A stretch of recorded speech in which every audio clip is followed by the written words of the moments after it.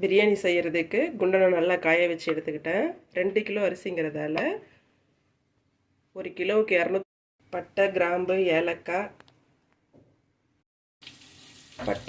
ஏலக்காய், பிரிஞ்சி இலை இது எல்லாத்தையும் அதில் போட்டுட்டு அதுக்கு அடுத்தது நெக்ஸ்ட்டு 1 கிலோவுக்கு 400 கிராம் ஆனியன் நல்லா ப்ரௌனாக வதங்கிடுது. இந்த ஸ்டேஜில் நம்ம வந்து தக்காளியை போட்டுடலாம். தக்காளி அதே மாதிரி 3/4 கிலோ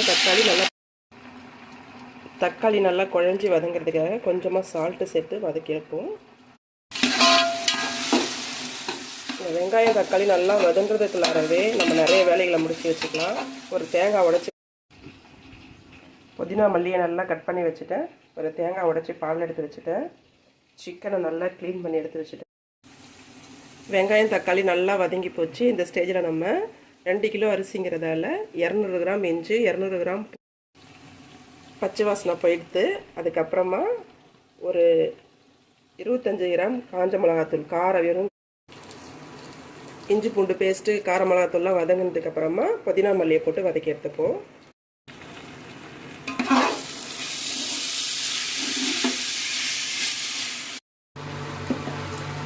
புதினா வதங்கினதுக்கப்புறமா நான் 2 கிலோ சிக்கனை க்ளீன் பண்ணிவிட்டு வச்சுருக்கேன். தண்ணி வடிச்சிட்டு இப்போ இதில் போட்டு 2 கிலோ கறி பிரியாணி எல்லாத்துக்கும் சேர்த்தா மாதிரி உப்பு எடுத்துருக்குறேன். இப்போ இதில் கொட்டி இதையும் சேர்த்து நல்லா கெட்டி தயிர் ஒரு 200 கிராமு. இதில் லெமன் நம்ம புழிஞ்சு விட்டுடலாம். கொட்டையெல்லாம் எதுவும் வராத அளவுக்கு ஃபில்ட்ரு பண்ணிக்கலாம். சிக்கன் வதங்கும் போது தண்ணி விடும். அந்த தண்ணியிலே இது வேகட்டும். ஒரு 10 மினிட்ஸு நம்ம மூடி போட்டு வச்சிடலாம். சிக்கன் நல்லா வெந்து போச்சு. இந்த ஸ்டேஜில் நம்ம அரிசி ஆட் பண்ணிடலாம். நான் அரிசி ஊற வச்சேன்னு சொன்னேன்ல, அதில் தேவையான அளவு கரெக்டாக திட்டமாக 1 டம்ளர் அரிசிக்கு 1.5 டம்ளர்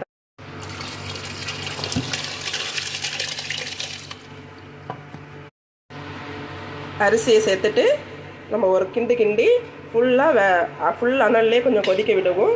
கொதிச்சதுக்கப்புறம் கொதி வந்ததும் லைட்டாக அரிசி உடையாத அளவுக்கு லைட்டாக கிண்டி விடுவோம். நம்ம நல்லா கொஞ்சம் ட்ரை ஆகிடுச்சு.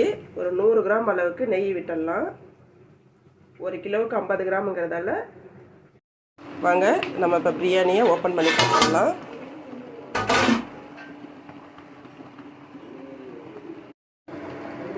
ஸ்டார்ட் பண்ணியா?